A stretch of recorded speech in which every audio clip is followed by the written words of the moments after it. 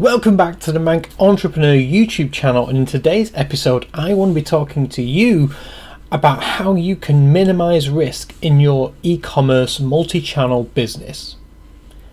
Now this is going to be a version of the talk that I gave down in London a couple of weeks ago for GS1, and hopefully you can get some value out of this as well, as from the people who saw it apparently it was pretty well received.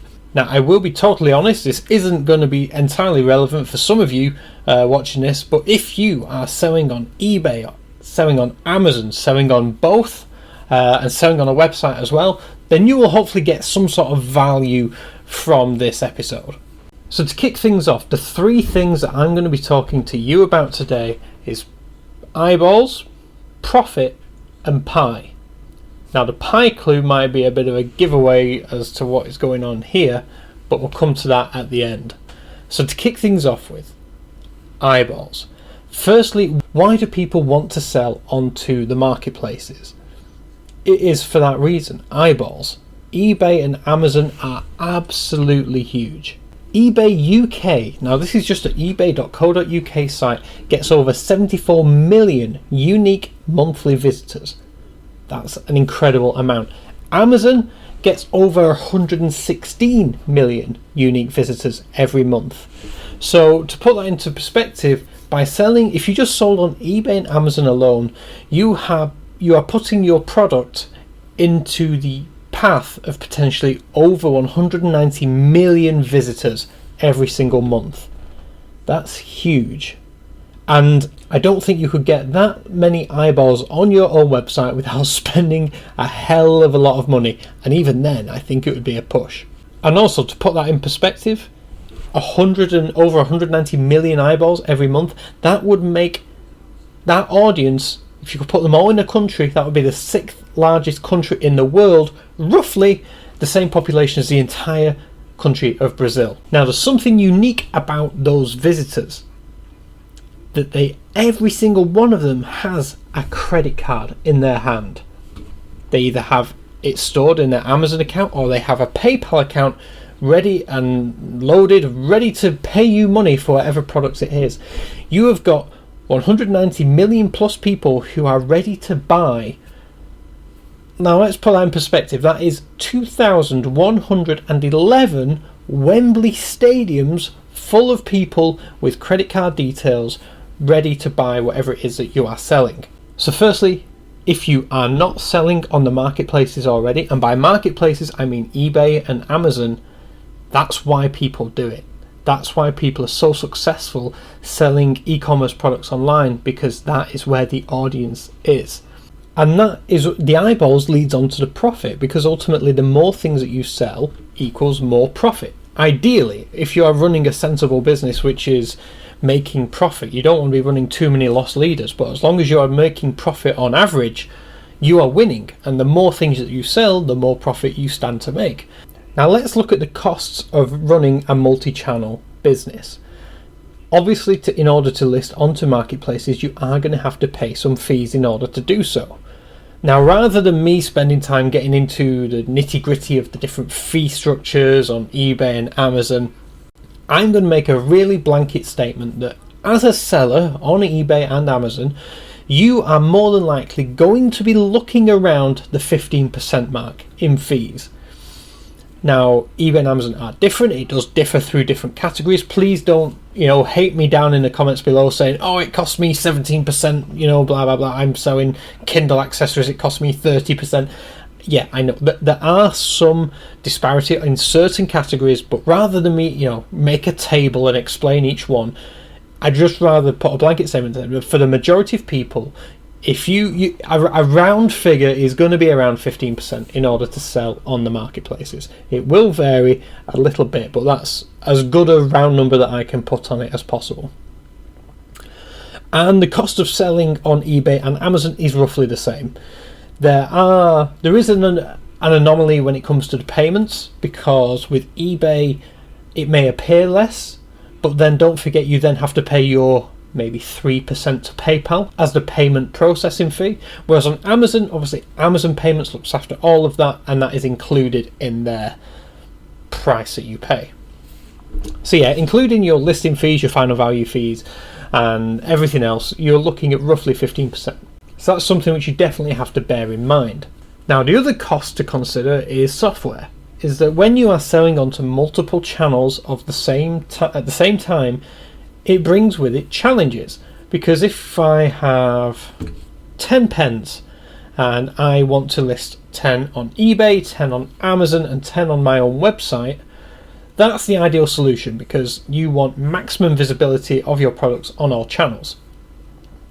Now, say this pen gets sold on eBay, I would then have to, eBay will do the maths on eBay and it will knock down to 9, but I would then have to go to Amazon and change that to 9, and then my website and change that to 9. And then someone on Amazon buys one and that goes down to 8, and then I'd have to go to eBay and change that to 8, and my website and change that to 8. And then I get a delivery of 10 more pens come in, so now I have 18, and now I'd have to log into each channel and change the inventory to 18. As you can see, that would get very messy very quickly, and if you had a lot of products, it's not a good use of your time. That is where multi-channel software can come in. Now, again, multi-channel software is a huge topic. There's so many variations out there, and basically what we said to the guys down in London at the talk is any software is better than no software, but do your research and pick the software which makes most sense for your business. I'm a big fan of Magento and M2E Pro, but again, there's a lot of variations out there which you can use. So of course that is another cost which you're going to have to contend with. You know, there's suppliers out there who will charge you thousands of pounds every single month for the software and then want a percentage of your sales, or you can pay couple £100 a month for software which will do largely the same thing. It just may require a little bit of your time in the initial period in order to get things up and running and set up how you want it to be set up. Now, a point to make is I've worked with probably hundreds of businesses now that use multi-channel software, and there are challenges when it comes to multi-channel software. And whilst it can do its very best at managing your orders and your inventory and customer data, nearly every single business I've worked with has oversold at some point, even with the best software in place. You could have the slickest processes, you can have everything right, but I guarantee there's always going to be that one instance where someone beats the software. And by that I mean you have one item left, it's available on eBay and Amazon, and someone buys it on eBay, and then within 30 seconds someone buys it on Amazon, and by the time that the updates have gone through, you're left with -1 and you can't fulfill an order. That is something that you need to be aware of. Most software has the ability to set rules where you get to say if the stock is less than 2, only list it on eBay or only list it on Amazon, and that way you can build in a little bit of a buffer. But overselling is a risk which comes with the package with multi-channel. Obviously listing products in multiple places, it comes with that risk. The biggest win with software is it's going to save you a lot of time, and the time that you save by doing the manual tasks of updating inventory and updating prices and all the rest of it, it's going to make your life much easier and give you more time to focus on actually growing your business. Now, if you're just getting started and you're wondering which one to go with, either. Basically, Amazon has slightly more visitors. It's slightly bigger now in the UK than eBay. But if you are selling refurbished products or used products, eBay will always be a bigger platform for you than Amazon will, as Amazon only allow new products to have the buy box, and the buy box is where over 80% of all transactions are made on the Amazon platform. If that doesn't make sense to you, don't worry too much about it. Basically, choose either, end up doing both, start with one, and then once you've got one sorted, you can look at opening up the other and starting slowly and rolling out.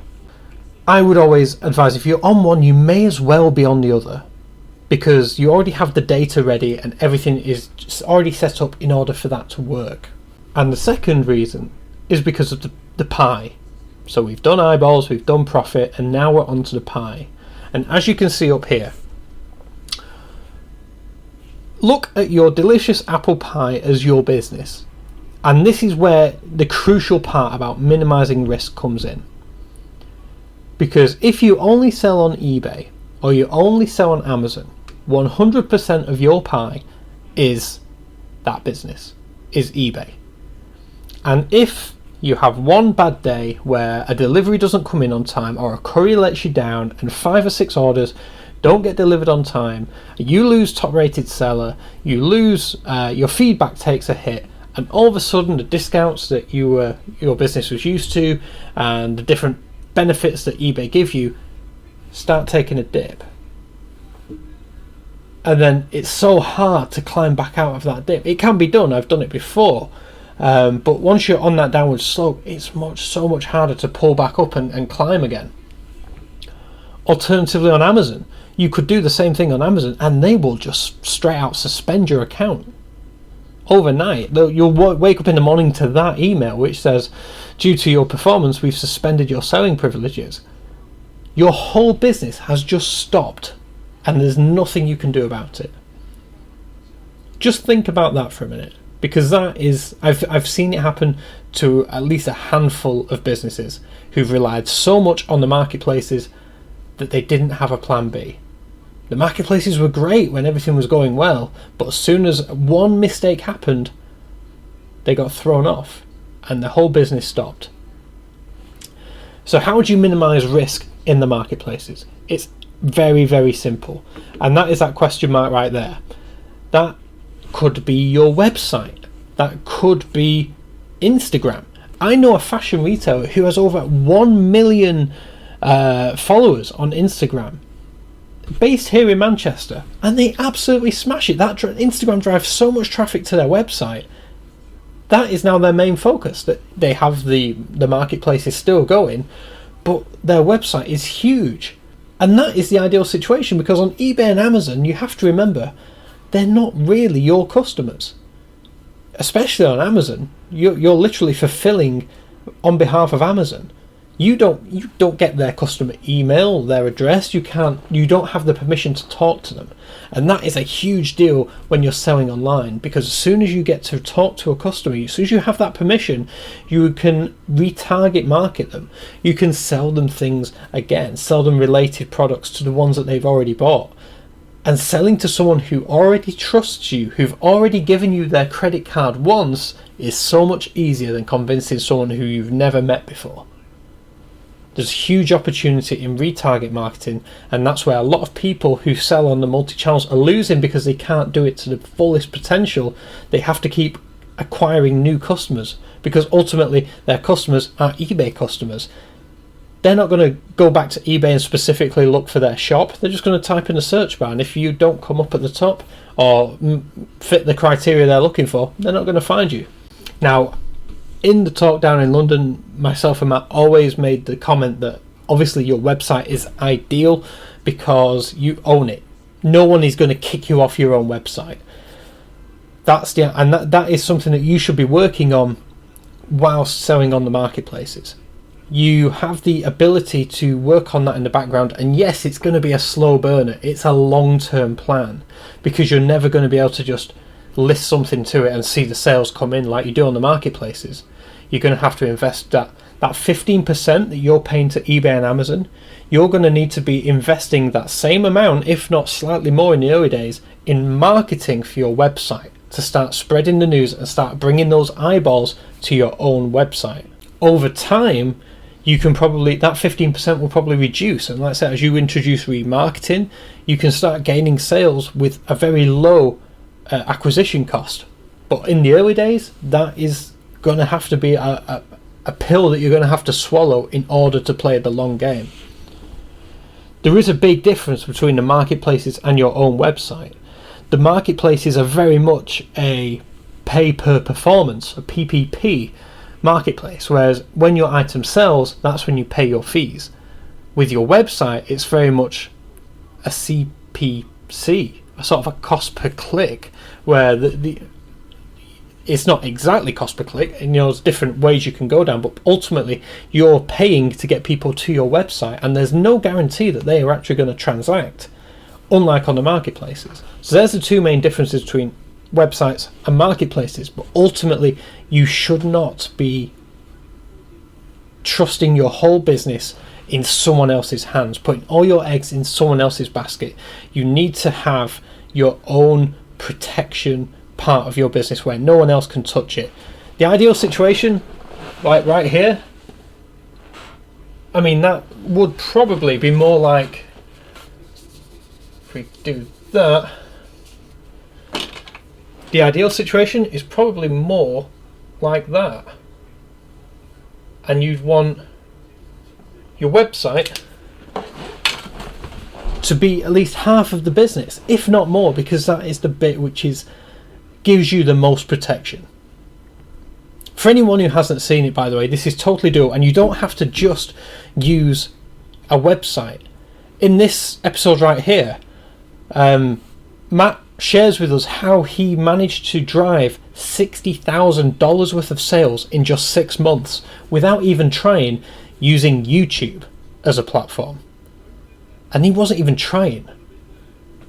60,000. So YouTube could become your lead gen, just like Instagram was for the fashion company that I know here in Manchester. Minimize the risk. Spread your business over as many channels as possible, because that is the safest way to play it. When you're dealing in multi-channel, you're putting your eggs in someone else's basket. Put your eggs in your own basket. Own something, whether it's the customer relationship, just with the website, whatever it is. You need to have your own safety net in case one day eBay turns off, and then instead of it being 100% of your business stopped, it's 15%, 45%, whatever it may be. It's going to suck, but it's not going to stop the business, and that's the key. You can get over a 30-15% removal, but you can't get over 100% removal. So with that said, this was a very cut down version of the talk that I gave down in London about minimizing risk in multi-channel e-commerce. I hope that you found this useful. If you have any questions, let me know in the comments down below. I'll happily get back to any questions that you may have. If you've enjoyed it, hit that like button, subscribe if you are new. I do try and post new content every single weekday. And with that said, let me know what you think of this in the comment section. Have you found it difficult to build a website? Is your website flying, and is it overtaking any current marketplace sales you do? I'd love to find out what your story is. Let me know down below. And with that said, as always, I'll catch you in tomorrow's video. Thank you for watching.